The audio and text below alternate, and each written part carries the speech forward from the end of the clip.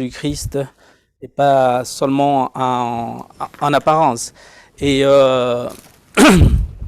donc on est en train de voir les béatitudes de Jésus, donc chapitre 5 de Matthieu, où il y a le sermon de la montagne. Et nous sommes au verset 7. Aujourd'hui, donc, on est en train de voir chacune des béatitudes. Et aujourd'hui, on est sur le verset 7. « Heureux les miséricordieux, car ils obtiendront miséricorde. » Voilà, donc on va reprendre quand même un petit peu dans le verset 23 pour nous remettre un peu dans le bain, comme on dit, dans ce que Jésus était en train d'enseigner. Mais on voit que dans le verset même 4, 18, Jésus appelle ses disciples, les premiers disciples, et après dans le verset 23, il commence à exercer son ministère et à parcourir la Galilée.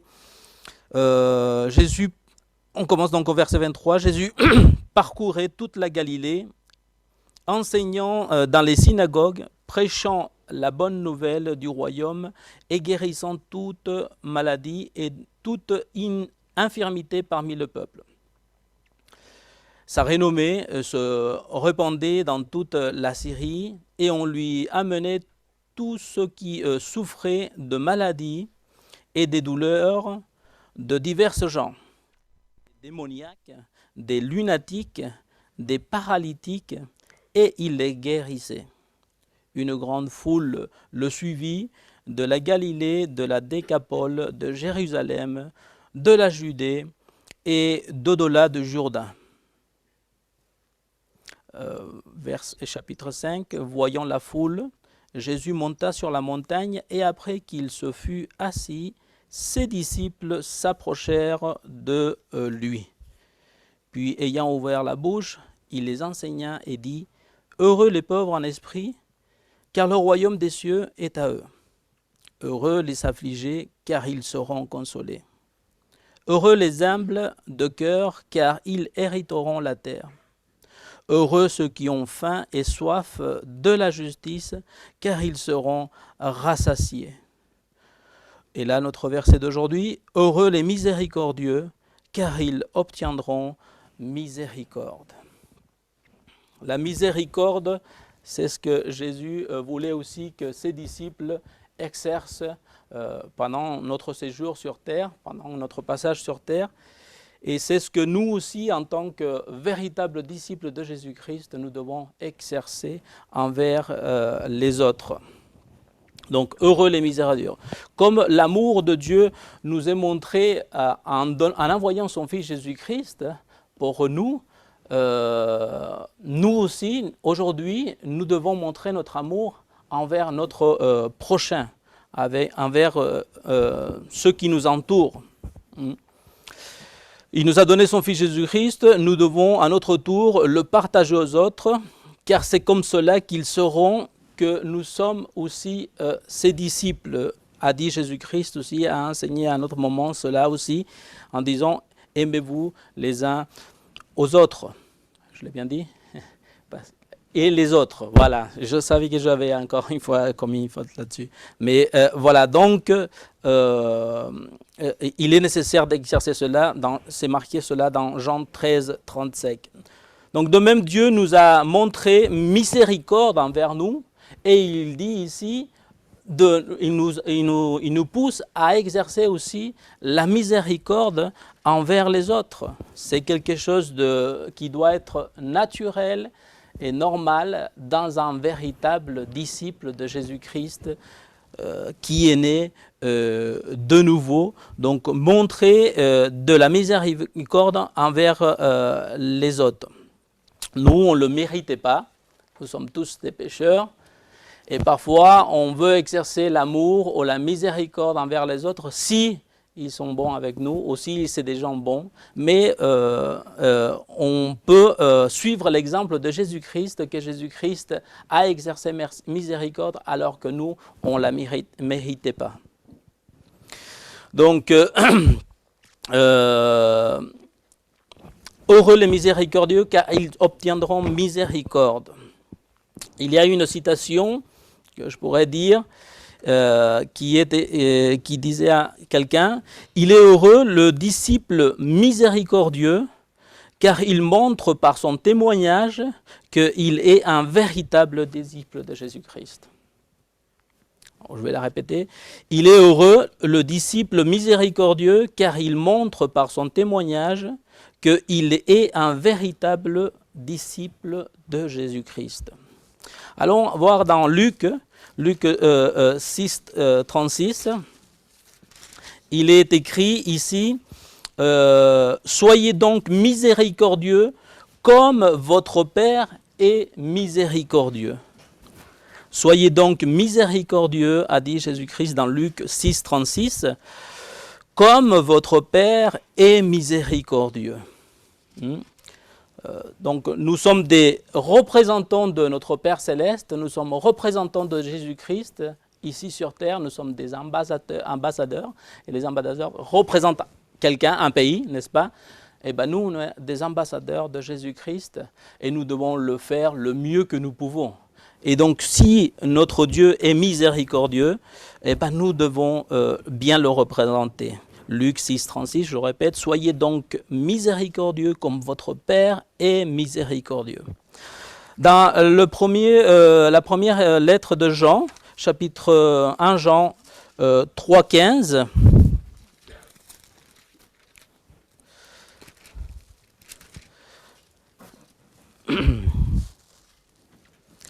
il dit quiconque haït son frère est un meurtrier, et vous savez qu'aucun meurtrier n'a la vie éternelle demeurant en lui. Donc, quand nous faisons miséricorde, nous montrons la compassion et l'amour de Dieu envers notre prochain, et encore plus envers notre frère, que nous devons en aucun compte le haïr, comme il est écrit ici. Et le verset 17 et 18, il est dit, si quelqu'un possède les biens du monde et que, voyant son frère dans le besoin, il lui ferme ses entrailles, comment l'amour de Dieu demeure-t-il en lui? Petits enfants, verset 18, n'aimez pas en parole et avec la langue, mais en action et avec vérité. Parce que il est vrai que l'amour de Dieu, que Dieu a posé en nous, nous pousse à faire de la miséricorde, à avoir de la miséricorde envers notre prochain. Mais cela ne doit pas être seulement en langue, mais cela doit s'actionner. Il nous pousse à faire quelque chose pour quelqu'un. C'est ça la miséricorde, c'est ça l'amour que nous pouvons montrer à travers la miséricorde, mais c'est l'amour en action qui s'active. Je dis bien, c'est qui s'active. Donc Dieu attend qu'on le représente bien, comme on disait, devant les hommes et envers mon prochain, en étant miséricordieux comme lui, il est miséricordieux. Comme lui, il est miséricordieux. Oui, d'accord, on peut dire, mais qu'est-ce que c'est la miséricorde? Comme on vient de le dire, la miséricorde, c'est l'amour en action. La miséricorde, c'est de l'amour, mais en action. Pour Jean, il est incompréhensible de dire que je suis chrétien et pas être touché par le besoin d'un proche, d'un homme, d'une femme, de quiconque qui nous entoure, d'un frère en Christ, et ne pas faire quelque chose. Et ne pas faire quelque chose.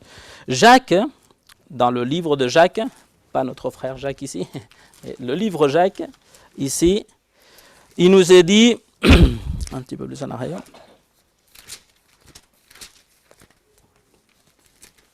chapitre 2, verset 14.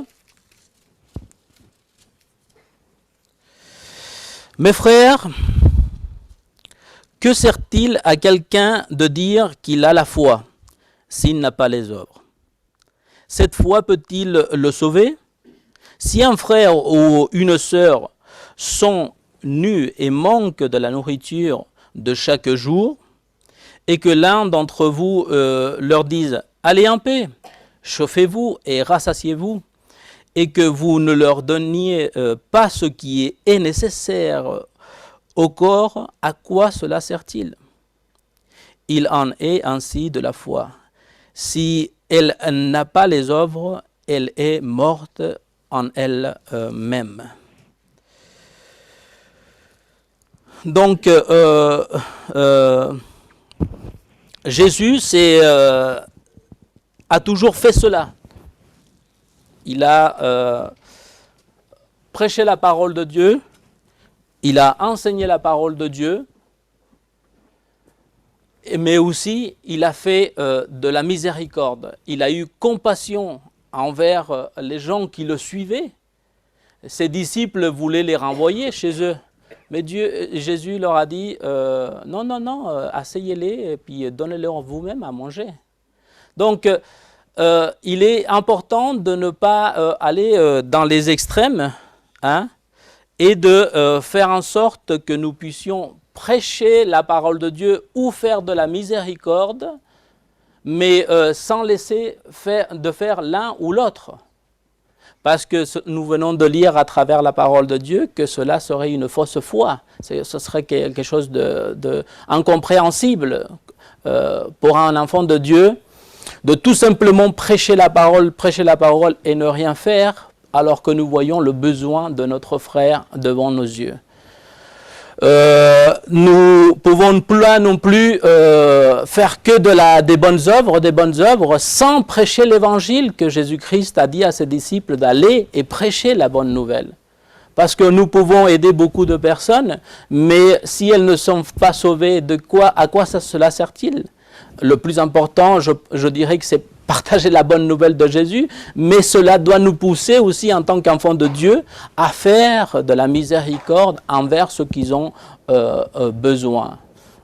Donc que Dieu nous montre et puis que nous puissions mettre en action cette miséricorde, cet amour que Dieu a posé en nous, et pas seulement de paroles, hein, pas seulement de notre bouche, mais nous devons le faire de tout notre possible. Et pas aller dans un extrême ou de l'autre. Luc, chapitre 10, verset 25, on voit ici donc l'histoire qui nous montre comment une personne s'est mise en action. Vous connaissez l'histoire du bon samaritain. Il y a d'ailleurs beaucoup d'associations qui aident les gens et qui s'appellent, ils ont ce nom-là, le bon samaritain. Je ne sais pas ici, mais en Amérique du Sud, oui, il y a le bon samaritain. Mais si on fait que des actions, je vous dis encore une fois, il y a beaucoup d'associations qui le font très bien. Ils le font peut-être mieux que nous. Laissons-les faire si nous allons faire que cela. Mais nous ne pouvons pas faire que cela. On parlait hier au marché avec des frères et que dans les marchés maintenant, aujourd'hui, il y a des gens qui vont soi-disant prêcher au marché, partager la bonne nouvelle, mais ils sont là, ils se posent avec un café, tout simplement. Et c'est juste histoire de parler un peu de tout. On peut parler de tout avec les gens. D'ailleurs, on le fait quand on va marcher. Mais aussi, à un moment ou à un autre, nous devons être attentifs à pouvoir semer ce que Dieu nous a demandé de faire. C'est pour cela qu'on va au marché. On connaît beaucoup de personnes parce qu'on habite à Ussel et puis bon, ils connaissent très bien nos frères qui ont beaucoup travaillé par ici dans la vie de tous les jours, mais aussi en évangélisant. Donc, on se connaît, voilà, mais si ce n'est que pour cela, Seigneur, permets-nous encore une fois de pouvoir leur parler de toi à un moment ou à un autre. Mais cela doit être un équilibre. Un extrême, l'autre extrême, c'est pas possible. Il faut s'actionner, il faut la miséricorde, elle doit se montrer. Notre foi, elle doit se prouver en ayant de l'amour envers les autres. Mais ici, donc, le bon samaritain,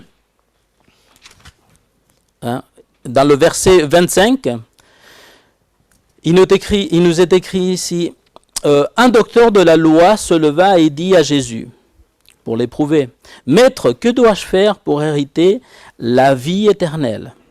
Jésus lui dit, qu'est-il écrit dans la loi? Qui lis-tu? Il répondit, tu aimeras le Seigneur, ton Dieu, de tout ton cœur, de toute ton âme, de toute ta force et de toute ta pensée, et ton prochain comme toi-même. Tu as bien répondu, lui dit Jésus. Fais cela et tu vivras. Bon, Jésus lui dit, bon, fais, actionne cela, mets en pratique ce que tu comprends et tu vivras. Mais lui, voulant se justifier, dit à Jésus, « Et qui est mon prochain ?» Jésus reprit la parole et dit, « Un homme descendit de Jérusalem à Jéricho.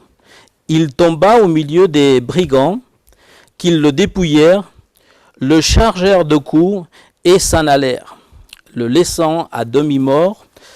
Un sacrificateur qui fortuitement descendait par le même chemin, ayant vu cet homme, passa outre. Un Lévi qui arriva aussi dans ce lieu, l'ayant vu, passa outre. Mais un Samaritain qui voyageait, étant venu là, fut ému de compassion lorsqu'il le vit. Alors, il fut ému de compassion. Dans la Bible en espagnol, vous savez que je lis aussi, il dit il fut poussé à miséricorde. D'accord? Mais après, il le précise encore une fois qu'il est en train de parler que ce Samaritain a fait de la miséricorde. Donc, on continue à lire, verset 34. Il s'approcha et banda ses plaies, et versant de l'huile et du vin, puis il le mit sur sa propre monture, le conduisit à une hôtellerie et prit soin de lui. Le lendemain, il tira 2 deniers, le donna à l'hôte et dit, « Aie soin de lui, et ce que tu dépenseras de plus, je te le rendrai à mon retour. » À son retour, lequel de ces 3 te semble avoir été le prochain de celui qui était tombé au milieu des brigands? Lui posa la question Jésus à ce docteur de la loi. Et il répond, c'est celui qui a exercé la miséricorde envers lui. Donc là, il est précisé que c'est de la miséricorde qu'il a fait ce Samaritain envers lui, répondit le docteur de la loi. Et Jésus lui dit, de nouveau la même chose, va, et toi, fais de même. La même réponse qu'il lui avait donnée au début, il lui a redit encore une fois par la suite. Donc, faire de l'action. Hein? Donc, la miséricorde, il nous pousse à faire quelque chose. Ce n'est pas tout simplement de dire, oh, le pauvre, ah là là, bon, que Dieu le garde. Mais si nous avons la possibilité de pouvoir faire quelque chose, nous devons le faire. C'est sûr que si nous n'avons pas la possibilité, mais je vous assure que quand vous mettez en action cette miséricorde, Dieu va vous donner les moyens de pouvoir faire miséricorde, de pouvoir aider cette personne, hein, et exercer miséricorde envers notre prochain. Donc ici, on peut voir que c'est un acte de miséricorde qu'il a poussé ce Samaritain à faire quelque chose pour cet homme, que peut-être on ne sait pas s'il était vraiment juif ou pas. Il dit que ce Samaritain, Jésus a dit dans l'histoire, il dit qu'il descendait de Jérusalem, un homme. Mais on sait qu'entre les Samaritains et les Juifs, on ne sait pas s'il était juif ou pas, mais ils ne s'entendaient pas bien. Et les Juifs, ils n'aimaient pas les Samaritains. Et c'est pour ça que Jésus met cette comparaison-là. Hein, parce que eux, ils les voyaient, les Samaritains, comme des traîtres, comme des gens qui s'étaient mariés avec avec des païens, et qui n'étaient pas en quelque sorte, pure race, si on peut dire ça, et il les aimait pas. Donc, il met cette chose, et c'est le Samaritain, c'est lui qui a aidé. Les autres, ils n'ont pas été poussés à miséricorde, ils n'ont pas été émus à miséricorde. Hein. Ils se sont même pas regardés, quelques-uns sont passés à côté, mais lui, il a vu, il a senti quelque chose et il a fait quelque chose. Hein. Et il est allé au-delà puisqu'il a payé de sa poche, il a monté dans sa monture, il a payé de sa poche l'hôtellerie. Et puis il a dit, si il y a quelque chose de plus, je te le payerai par la suite. Que Dieu puisse nous aider donc à exercer cette miséricorde que nous parle aussi, qui parle Jésus à ses disciples de faire. Hein. Heureux les miséricordieux, car ils obtiendront miséricorde. Faire du bien avec nos proches, cela est facile. En général, cela n'est pas très compliqué. De aimer ceux qui nous aiment, oui. Avec ceux qui sont sympas avec nous, oui. Mais ici, entre cet homme et le Samaritain, eh ben, ils n'avaient rien en commun. Il l'a trouvé par là, et puis voilà. Et donc, il a été poussé en miséricorde. Dans le chapitre 5 de Matthieu, il est écrit si vous aimez ceux qui vous aiment, quelle récompense méritez-vous? Les publicains n'agissent-ils pas de même? Donc ceux qui cherchent 5,46 au 48. Les publicains n'agissent-ils pas de même? Verset 47. Et si vous saluez seulement vos frères, que faites-vous d'extraordinaire? Les païens n'agissent-ils pas de même? Soyez donc parfaits comme votre Père céleste est parfait. Encore une fois, il nous pousse à la fin à si Dieu est parfait, si Dieu est amour, si Dieu est miséricordieux, et que nous disons enfants de Dieu, comment devons-nous nous comporter comme des enfants de Dieu? Et c'est pour ça, à la fin, il dit dans le 48, « Soyez donc parfaits comme votre Père céleste est parfait. » Donc, il est heureux, encore une citation que j'ai trouvée, « Il est heureux, le disciple de Jésus-Christ, qui exerce miséricorde, même si on n'obtient rien en échange. » Je la répète, donc il est heureux le disciple de Jésus-Christ qui exerce miséricorde, même s'il n'obtient rien en échange. Même si je suis diffamé par les gens, je suis heureux, c'est pas grave. Même si s'ils sont méchants avec moi, le Seigneur voit toutes les choses. Sois miséricordieux. Même si on se moque de moi, même si on se moque de toi. De Jésus, ils sont moqués, ils ont parlé, ils l'ont diffamé, ils l'ont crucifié, ils l'ont fouetté, ils lui ont craché dessus. Galates chapitre 6, Galates chapitre 6, verset 9, il nous dit ne nous lassons pas de faire le bien. Et encore une fois, en espagnol, ici, c'est marqué « Ne vous fatiguez pas ». Ça nous aide à comprendre un petit peu mieux aussi. Ne nous lassons pas, ne nous fatiguons pas de faire le bien, car nous moissonnerons au temps convenable. Si nous ne nous relâchons pas, ainsi donc, pendant que nous en avons l'occasion, pratiquons le bien envers tous et surtout envers les frères de la foi. Hein? Envers tous, notre prochain. Qui est notre prochain? Tout ce qui nous entoure, les gens même qu'on ne connaît pas.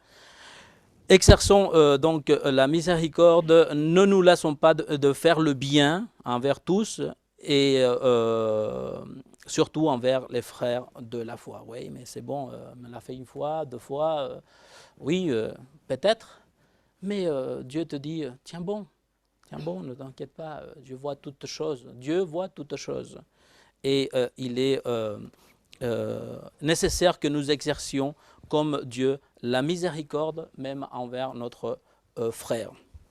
Donc, frères et sœurs, ici, il ne s'agit pas donc de nous juger ou de dire « fais ceci » ou « fais cela ». Nous sommes tous nous avons cette habitude ici dans notre Église de nous mettre face à la parole de Dieu, chacun d'entre nous, et de décider d'obéir ou de ne pas obéir.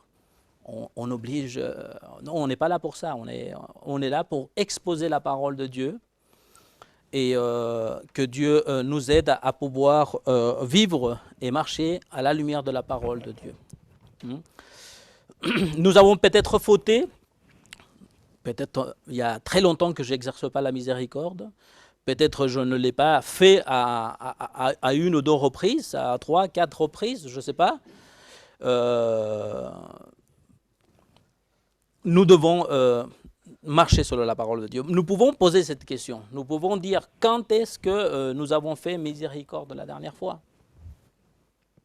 Réfléchissons un tout petit peu.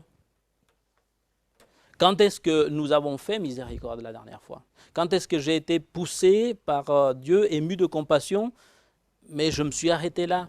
Peut-être pas parce que je ne l'ai pas voulu le faire, mais parce que je n'ai pas trouvé la façon comment de le faire. Quand est-ce que j'ai planifié? Je vais faire ça pour cette personne, parce que cela, parce que je vois que... et je vais le faire. Et une planification de faire la miséricorde. Hein? De la faire, la miséricorde. Miséricorde, c'est aussi mettre à la place... miséricorde, c'est aussi nous mettre, à la place des autres. Et si c'était moi que je me trouverais dans cette situation? Comment est-ce que j'aurais voulu qu'on me parle? Comment est-ce que j'aurais voulu qu'on me dise bonjour? Comment est-ce que si j'étais là, dans sa condition à lui, c'est ça aussi la miséricorde. C'est ce qui a poussé à Jésus-Christ à descendre, à venir et à mourir à notre place. Et si nous... voilà, donc... l'amour de Dieu et la miséricorde qu'il a eu envers la création, envers les hommes, il a poussé à faire quelque chose. Hein? C'est avoir de la compassion et agir comme le Samaritain l'a fait, comme Jésus-Christ l'a fait quand il a demandé à ses disciples de leur donner eux-mêmes à manger, quand il a donné sa vie pour nous. Hein? Alors, on peut poser une autre question. Pourquoi je n'ai pas ce sentiment qu'avait eu le Samaritain ou qu'a eu Jésus? Qu'est-ce qui est en train de m'empêcher de faire de la miséricorde? Qu'est-ce qui peut faire que ou peut-être je la faisais plus avant et aujourd'hui je la fais beaucoup moins? Qu'est-ce qui a éteint cette flamme en moi? Hein? Pourquoi j'ai endurci mon cœur? Hein? Peut-être par une blessure que je n'ai pas voulu pardonner, et puis petit à petit les choses se sont devenues plus difficiles à faire, parce que j'ai été trahi, parce qu'on m'a répondu mal et j'ai dit non, ça suffit. Pierre a demandé à Jésus combien de fois il devait pardonner, vous vous rappelez? Il lui a dit tout joyeux, Seigneur, 7 fois, comme si il aurait été prêt à faire cette fois, hein, 7 fois 7, mais Jésus lui a dit non, il a dit 70 fois 7. J'imagine la tête de Pierre quand il lui a dit ça, Jésus, quoi? Comme disent les jeunes, what? Non? Pourquoi, Seigneur, comment 70 fois? T'imagines tout ce qu'il faut faire? Eh bien, c'est ça, c'est Dieu, et il veut que nous le représentions bien. Et comme lui, il est prêt à nous pardonner tout le temps, à nous, hein, il a donné son Fils et on a été pardonné. On peut prier de tout notre cœur, constrit et humilié devant lui, et puis nous pouvons lui demander pardon. Et bien, c'est de même que nous devons aussi recevoir, être disposés à pardonner à notre prochain ou à quelqu'un qui nous fait mal, et encore plus à ceux de la famille du Seigneur. Heureux les miséricordieux, car ils obtiendront miséricorde. Et pour finir, je vais juste lire deux passages de plus. Le psaume 41, verset 2.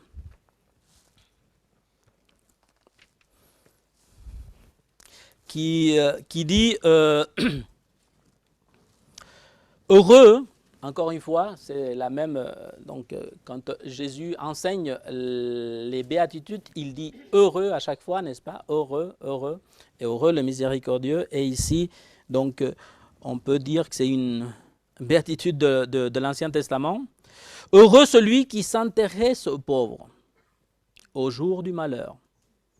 L'Éternel le délivre, l'Éternel le garde et lui conserve la vie. Il est heureux, encore une fois, sur la terre, et tu ne le livres pas au bon plaisir de ses ennemis. L'Éternel le soutient sur son lit de douleur. Alors, il ne le guérit pas, mais il le soutient. Parce que parfois, bon, Dieu peut guérir. Moi, je crois franchement que Dieu peut guérir encore aujourd'hui, bien sûr. On le sait, on le voit, on l'a entendu plusieurs fois. Mais parfois, Dieu ne guérit pas, mais il le soutient sur son lit. À qui? À celui qui exerce miséricorde envers le pauvre, il dit ici, mais envers notre prochain, on peut dire. Hein? L'Éternel le soutient sur son lit de douleur, tu le soulages dans toutes ses maladies. Hein? Il le soulage, encore une fois, il ne le guérit pas, mais il le soulage. Dans son lit, on peut dire, il lui met un petit matelas bien didouillé pour qu'il ne souffre pas trop, un bon coussin là. Dieu prend soin de nous quand nous sommes dans notre lit de douleur. Hein? Il nous soulage, il est là avec nous. Et ça, c'est merveilleux. Michée chapitre 6, Michée chapitre 6, verset 8.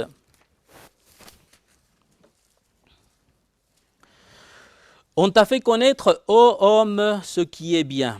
Est-ce que vous croyez que Dieu vous a parlé aujourd'hui par rapport à ce qui est bien de faire? On t'a fait connaître, ô homme, ce qui est bien et ce que l'Éternel demande de toi. C'est que tu pratiques la justice, que tu aimes la miséricorde, hein, que tu aimes la miséricorde, que tu aimes faire la miséricorde, et que tu marches humblement avec ton Dieu. Amen. Prions.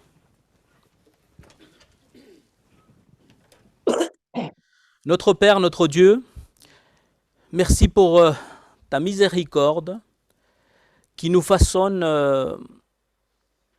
à ton image, jour après jour, Seigneur, à l'image de ton Fils Jésus-Christ. Aide-nous, Seigneur, dans nos faiblesses, à grandir, à rester attachés à toi qui est le cep, oui, à toi qui est le cep, et ainsi porter des fruits à ta gloire. Que notre préoccupation principale, Seigneur, soit d'être toujours attachés à toi, car tu nous dis que sans toi, nous ne pouvons rien faire. Seigneur, et par la suite, si nous sommes attachés à l'arbre, comme un arbre, Seigneur, ne se préoccupe pas, ou les branches ne se préoccupent pas de comment et quand et comment ils vont faire pour donner des fruits, s'ils sont attachés à l'arbre. À son temps, ils donneront des fruits. Seigneur, aide-nous, Seigneur, à exercer la miséricorde comme toi tu l'as exercée envers nous. Tant de fois, Seigneur.